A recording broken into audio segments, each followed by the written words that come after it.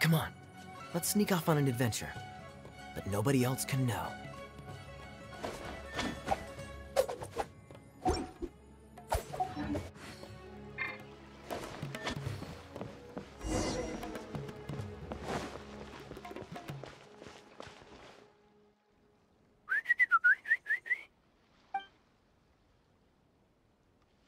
Hey, little birdie, don't feel down.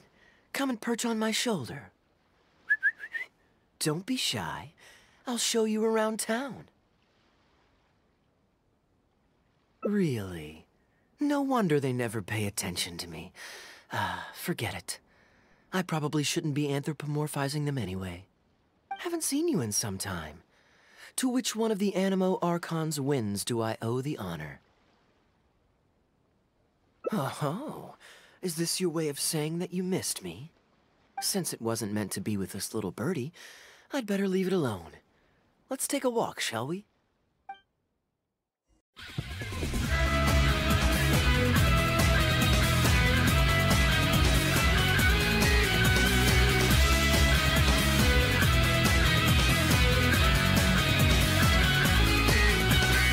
In this new land unknown, a bright light has been shown. Darkness now swept away, a world divide for us to play.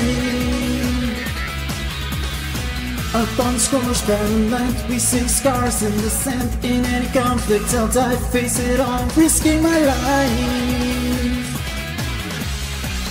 I need to draw just one more time and create a miracle. I need to take strength to reveal the missing piece within my memories lost in the past.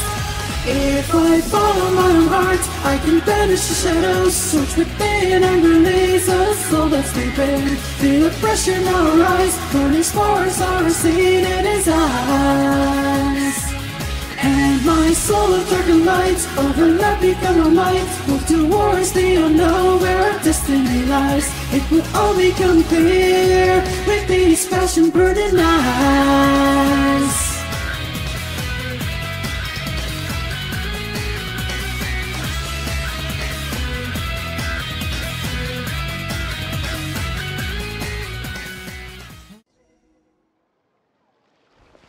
If you're wondering why I'm here, Jean's been worrying about trade safety recently.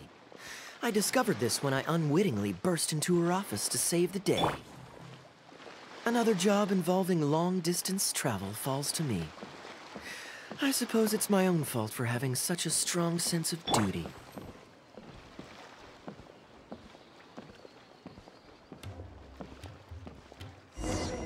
Still, on the bright side, business is now taken care of. And I have unused travel funds, so I was planning to...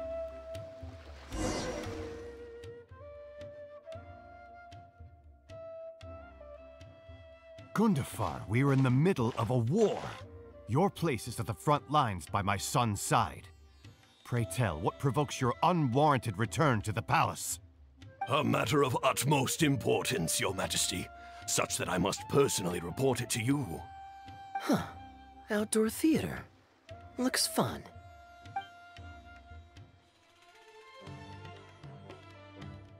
Actually, yes.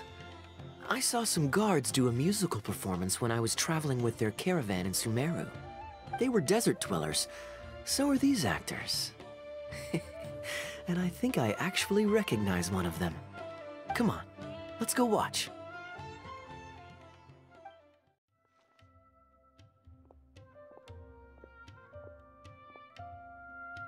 Your Majesty, not only has God bestowed the throne upon you, but your beloved son, Prince Qubad, has led our brave warriors to victory against Frasyav's army. His men have laid down their arms and fled. Frasyav's brazen ambition is no more. He has bowed his head and now presents to your Majesty an offering of treasures and hostages, as well as a plea for peace. My king, this battle has finally restored the dignity of our people. Moreover, with Frasyav's offer of land comes the opportunity to expand our borders, as your Majesty so greatly wishes. His Highness the Prince and I believe this peace settlement will be a great boon to our nation. It is for this reason alone that I have removed my armor and made haste back to our halls from the front lines. My king, what say you to this proposal? Ah, it's the tale of Prince Qubad. Ever heard this one? Don't worry, I still remember the general plot. Let me fill you in on the background while the king deliberates. The main characters are the brilliant Prince Qubad and his war-hungry father, King Qaboos. The one talking to the king right now is Gundafar, the prince's tutor. When the prince was young, the king was deceived by a malicious rumor that the prince had mistreated his stepmother. He demanded that the prince walk through a blazing fire to prove his innocence. Miraculously, the prince emerged unscathed, thus proving his innocence. But the seeds of doubt had already been sown in the king's mind. Now uneasy in the presence of his mistrustful father, the prince requested to be sent away to the battlefield where he would fight against Frasiev's army. That's the enemy general we heard them mention just now. This is the part where the prince has won the war and decided to forge a peace with the rival nation. He wrote a letter recommending peace to his father. Oh, it looks like the king's made up his mind. Let's keep watching. Frasiev lost because he did not have the blessing of God. Our God will always watch over us and punish our enemies. Once the bells of war have begun to toll, they shall not cease until the blood of our enemies fills the land. There can be no victory until the last enemy soldier has fallen. If Qubad still wishes to be my son and hold the intaglio I bestowed upon him as proof of his royal blood, then he must obey my command. Your Majesty, I must caution that a nation destroyed is not a fallen city writ large. Now, the loss of one city strikes fear into the hearts of our enemies, compelling them to accept defeat and cede land in exchange for peace. If, however, we insist on bringing a whole nation to its knees, then so long as a single person is left standing, they will see us as their sworn enemy, and one day return to us tenfold the pain that we have inflicted on their nation and family. My king, a people is to their nation as wild grass to the open prairie. Though we burn down the whole field and spare not one blade of grass, roots continue to grow unseen beneath the surface. Come the spring, it is all but inevitable that fresh green shoots will rise up from the ashes. Cease, Gundafar. Your mind grows dull in your old age, filled with naive delusions. We shall have no more need of you on the battlefield. As for my son Qubad, I will summon him back to the capital, so he may be tried by a court-martial. What are you saying, my noble king? Why must you mistrust your own flesh and blood, and sink ever deeper into the blight of hatred? When he was falsely accused, you once doubted his honor, and made him walk through a raging fire.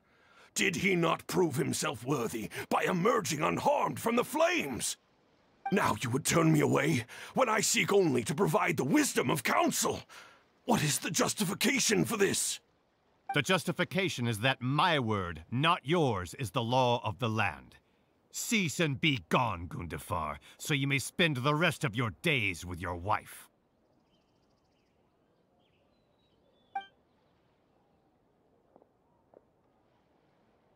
What has become of the king that I served with my life? Fanaticism has robbed him of all reason and wisdom. Peace is surely the most favorable path for our nation, yet he refuses to accept it.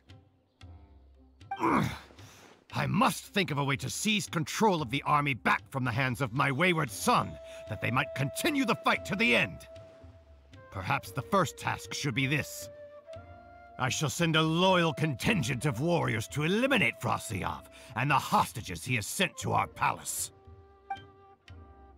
Brilliant acting, Darbil. I saw you approaching us in the middle of the scene. I was worried that my performance would be subpar and you'd think I was just making a fool of myself. Not at all. Far from it. Actually, let me introduce you. This is Darbil, the actor for King Qaboos. When we first got to know each other, he was still a guard for one of the merchant caravans. Seems like he's now made the switch to full-time acting. Nice to meet you. Any friend of Kaeya's is a friend of mine. To be perfectly honest, I wasn't making all that much as a mercenary. It felt right to me to get away from the danger and live a more stable life. I was already pretty good at telling stories, so I just recruited a few friends and started performing shows all over the country. Full disclosure, we had to put this little stage together using whatever wood and cloth we could borrow. It's really low budget. Anyway, we're all good enough at acting to get through the motions, but none of us are any good at coming up with a script. Everything we tried to write just sounded off somehow. So I got a student from the academia to adapt an old story I knew to make it more appealing to our audience. What do you think? Passable? I could tell that you've had someone tighten up the lines. They turned out very nicely. Ah, that's good. Well, as you can see, even now, we still don't have much of an audience. Don't suppose you'd be interested to see the rest of the show? Sure, why not?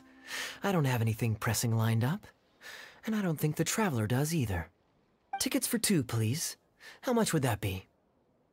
There's no need for tickets. You could just get some food from Jafar Tavern. We've worked out an arrangement with them. We've actually found a sponsor for this performance, too. He's not too happy about the poor turnout, though. I doubt we'll be able to keep him for the next performance. A real pity. But what can you do, huh? Darbil Asgar still hasn't shown up for the next scene. We should get his costume and sword out so they'll be ready to go the moment he gets here. My apologies. I have to get ready for the upcoming scene. I'll see you from the stage.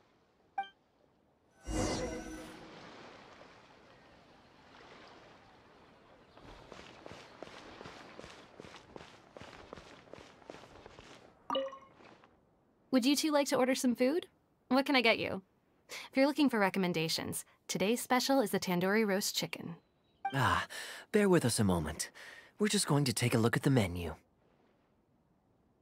I was at Port Ormos discussing some business opportunities, and some crook was trying to pull a fast one on me. Darbil took pity on me and politely asked him to make himself scarce. He's a good guy. A decent storyteller, too. Quite an interesting character. There's a lot of fun to be had if you hang around interesting people doing interesting things. Especially if you're in the company of an interesting friend. That's my secret formula for staying in a good mood. Try it out sometime. You'll see what I mean. Thanks for waiting. We're ready to order now. We'll take you up on that tandoori roast chicken. And let's throw in some desserts, too. 1 each of the rose custard, that talumba, and the patisara pudding, please. That should see us through the show.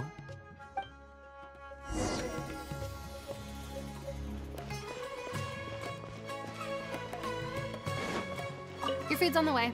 It'll just be a few more minutes.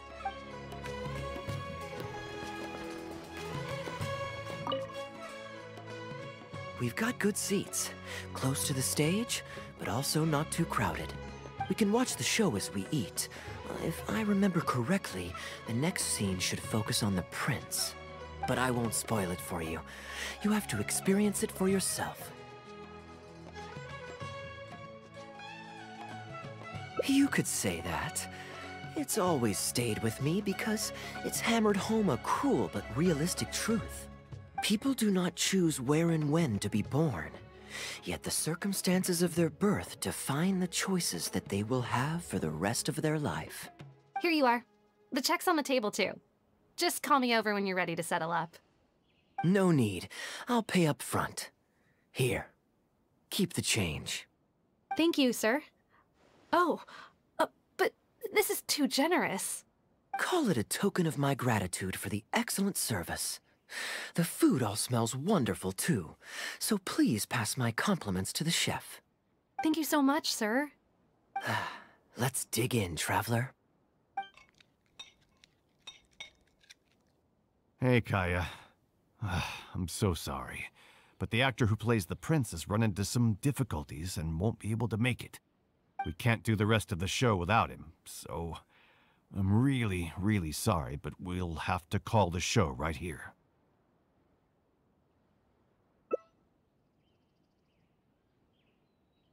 Ooh, that would be fun. I wouldn't say no. Darbil, would you lose any income if I were to mess this up? Not really. I mean, there's not much of an audience here anyway. I wouldn't want to take too much of your time, though. Don't worry about that. I like to be spontaneous now and then. Spice things up a little. Let me think. Well, you already know the story, so you just need to memorize a few lines. Ha! You know what? This might actually work. Ah, wait, but Qubad has a specific costume he's supposed to wear, and there's no way you'd fit into it. Switching actors is one thing, but wearing street clothes on stage would really ruin the immersion. Yeah, I don't think this is gonna work. Well, good thing that I've actually got a costume with me. It goes pretty well with your stage, too. You're kidding. Can you show it to me? Sure. If you can show me the way to your changing room. It's in the restaurant. Follow me.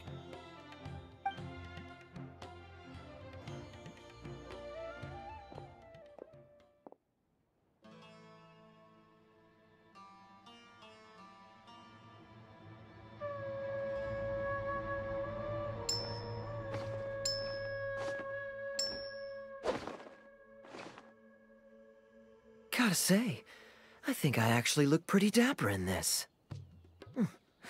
It's a pity I don't have many opportunities to wear it in public. Uh-oh, not a fan of me as a prince? I'll have to act my heart out so you'll be too dazzled to make any digs. Kaeya, here's your script for the next scene. It's not too long, but you also don't have very long to prepare. Do you think you can memorize your lines in time? Only one way to find out. Okay, I think we've covered all your lines and movements on stage. You haven't had long to prepare, so don't worry about forgetting your lines. We'll remind you. All right, I'm good to go. Great. Then let's get this show on the road.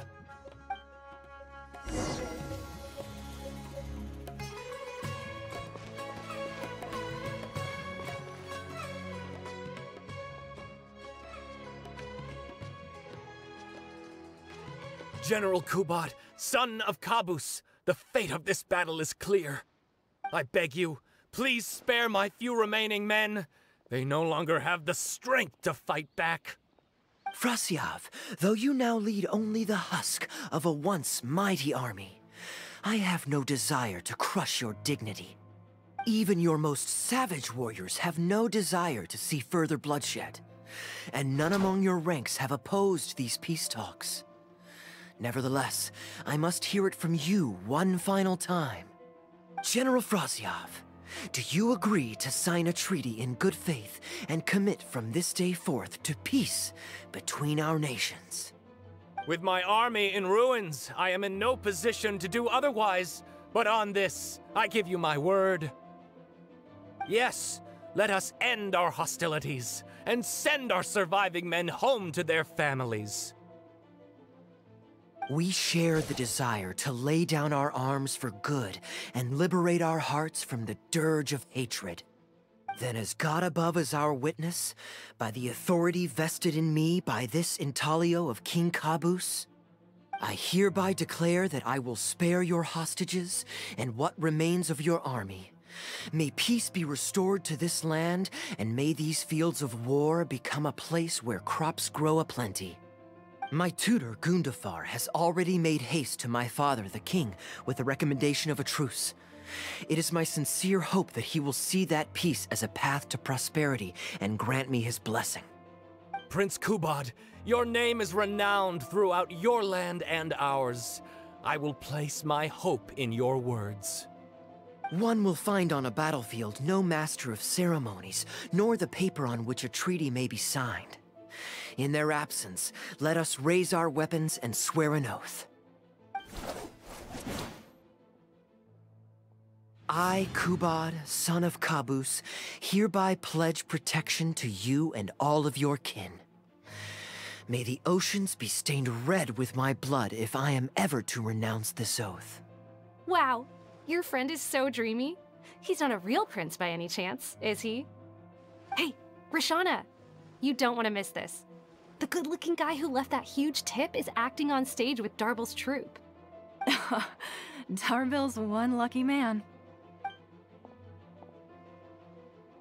I return, Your Highness. I hope I'm not too late. Have you already promised peace to Frasiav? Nay, I am not so rash as to preempt my father's blessing. I promised only what I could so far, the safety of his kin. My child, I must share with you the gravest news. Caboose has become blinded by fanaticism and hatred, and will stop at nothing to vanquish every last man under Frasiav's lead. How can this be? You mean to say that my father has rejected our proposal for peace? He has indeed. I urged him to reconsider, and for this I was rebuked and dismissed from his service. But far stricter punishment than this awaits you, should you return home with your troops. Please heed my warnings, dear child. I dare not imagine what unspeakable atrocities your father intends to commit. Nay, the truce must stand. I cannot renounce my oath. How can man claim to stand above beast without remaining true to his word? The masses have grown weary of death and conflict in both our nation and theirs. Are we all now to bend to his will and massacre countless more to satisfy a desire that is his alone? When I departed my beloved home to fight in a foreign land, I did so to honor his wishes and for my duty to our people. Alas, is this fate's grand design? Is this fate's grand design? Kaeya, the next line is, "Alas, is this fate's grand design, that I should spend the rest of my days in a foreign land, till I am laid to rest in a grave far from home?" Must it be so? Huh? Wait, that's not part of the script. Kaeya, did you not hear me? My dear audience, I ask you this. Do you believe in fate? If fate decreed that your life was to end in tragedy, what would you do?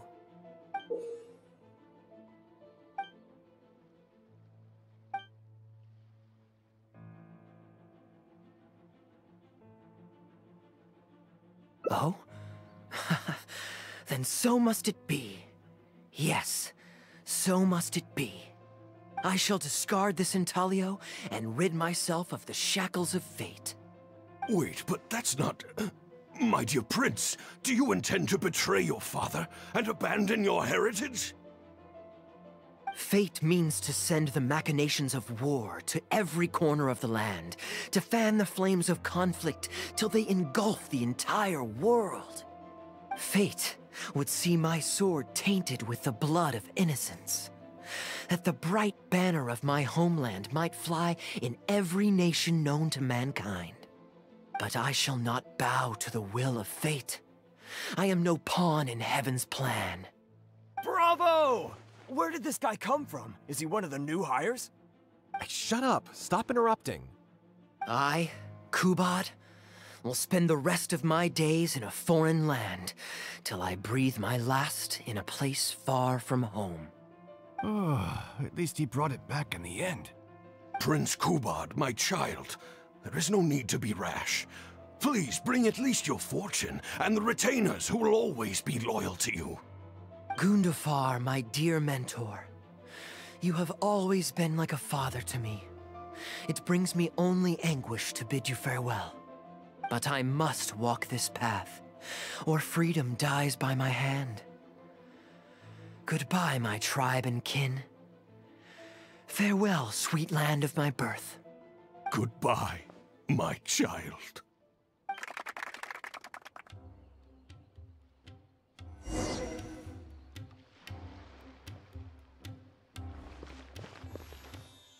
Ooh, it's Prince Qubad. Could I please get your autograph? Why, certainly, ma'am. Ooh, thank you. I'll just go find a pen.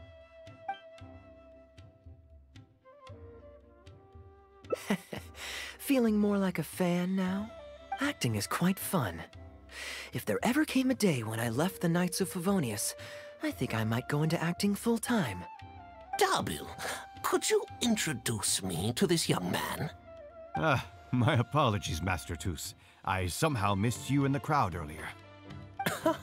I was some distance away. I just came over near the end after I noticed the large crowd gathered around the stage.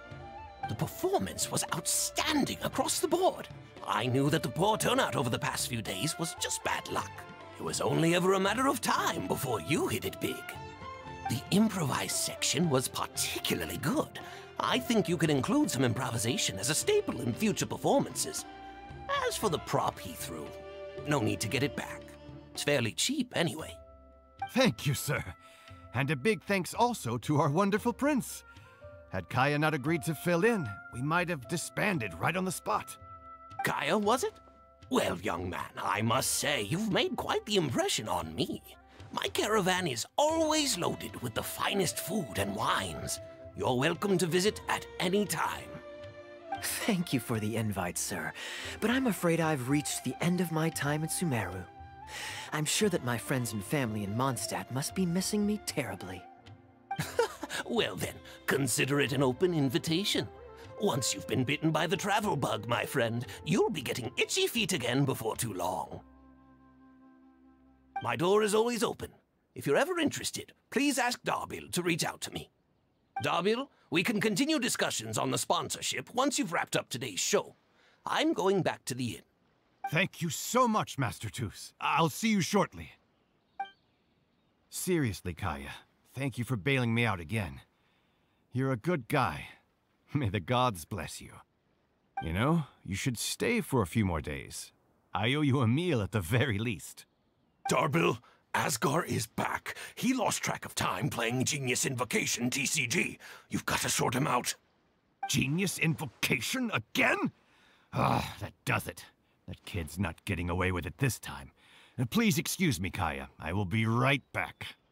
Sure, there's no rush. Okay, I think they're all gone. Let's slip away now while we can. All right, this should be far enough. Don't think they'll find me here. People were starting to expect a lot of things that I didn't sign up for. Besides, the missing actor is back now. Darbil shouldn't be needing me to stand in again. I don't mind socializing, but compared to chatting over food and drink, I much prefer just going wild on the stage. What about you? Did you enjoy the show?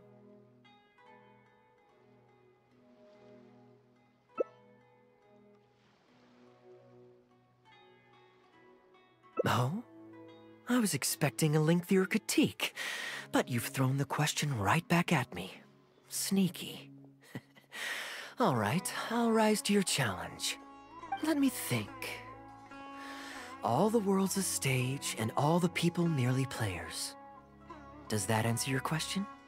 Perhaps there's an inept god out there deciding everyone's fates, much like the academia student drafting Darbil's scripts. Yeah. Inept is a good word for it. Honestly, it might even be a little too civil to describe a god who turns fathers against their sons and is bent on endless warmongering, don't you think? Anyway, that's exactly why actors need to wake up and realize they don't have to follow the script. There's nothing to stop them from following their gut and making it up as they go along. Oh, my dear traveler, please don't take me too literally. I don't want you to get the wrong idea. The god is just a figure of speech. The real point I'm making is about the actors. Everyone, you and I included, is both an actor and a member of the audience. If you don't like the script, just walk off the stage and join the audience. You always have a choice. A little too obtuse? Well, don't dwell on it. It's nothing worth losing sleep over. I was just thinking aloud. Relax. Be yourself. Do your thing. That's all I'm really trying to say. When I did my little bit of audience interaction back there, you had no time to prepare. You had to just say what you thought in the moment. I think those spontaneous thoughts are often the most authentic. And that's why I liked your answer. You're still holding on to the intaglio I threw you from the stage, right? Keep it. Think of it as a souvenir from my improvised performance. It's been the most fascinating day, hasn't it, little birdie?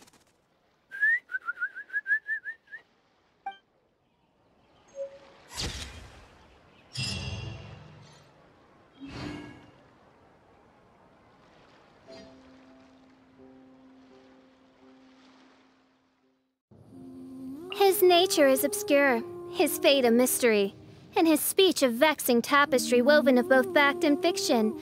Perhaps he and I share the burden of mystical sight. Or perhaps he's secretly an actual pirate.